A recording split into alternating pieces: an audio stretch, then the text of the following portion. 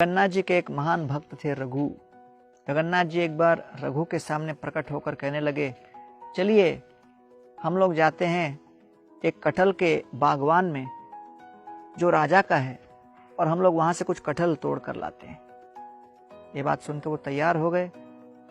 रघु ने कहा, कोई चिंता की बात तो नहीं ना? जगन्नाथ जी ने कहा, मैं हूं ना आपके साथ। जैसे उस कटहल के वृक्ष के निकट गए, जगन्नाथ जी ने रघु को कहा, तुम पेड़ पे चढ़ो, मैं यहाँ खड़ा रहूंगा, ऊपर से तुम कटहल का फल फेंकना, मैं उसको स्वीकार करके यहाँ रख दूंगा और फिर हम लोग दोनों सुरक्षित यहाँ से भाग जाएंगे। प्रस्ताव बड़ा अच्छा लगा। रघु पेड़ के ऊपर चढ़ गए और पेड़ के ऊपर चढ़कर कटहल का एक फल तोड़े और ऊपर से नीचे जगन्नाथ जी को फेंका। जगन्नाथ जी ने कहा, फेंको फेंको, और जैसे ही फेंका, जगन्नाथ जी उसको अपने हाथ में न लेते हुए तुरंत वहां से भाग गए और वो फल सीधा नीचे आकर जमीन पर गिरा और धम करके आवाज किया।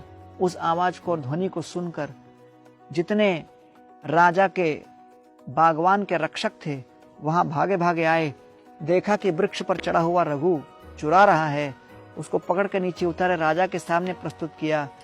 राजा ने पूछा, ये क्या रघु, अगर आपको कुछ फल चाहिए था हमसे मांग लेते, हम आपको दे देते, इस तरह चुराने की क्या आवश्यकता थी?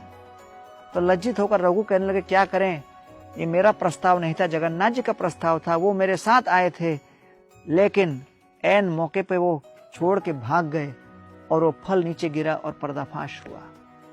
इसलिए ये वर्णन आया है कि भगवान भक्त वत्सल हैं और भक्त के प्रेम के वशीभूत वो क्या क्या लीला कर बैठते हैं।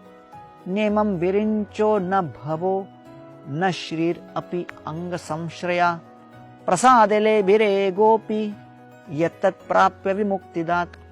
किस प्रकार यशोदा माई ने भगवान दामोदर को वशीभूत किया। वो बड़े बड़े देवतागण यथा शिवजी, ब्रह्मा जी, लक्ष्मी देवी तक भगवान को जो सेवा नहीं दे पाती, वो यशोदा माई ने अपने प्रेम के रज्जू से बांधकर श्री कृष्ण दामोदर के लिए प्रस्तुत किया। आइए अपने हृदय के भीतर भी ऐसे प्रेम की भावना को जागृत करने का प्रयास करें और जीवन को सफल बनाएं।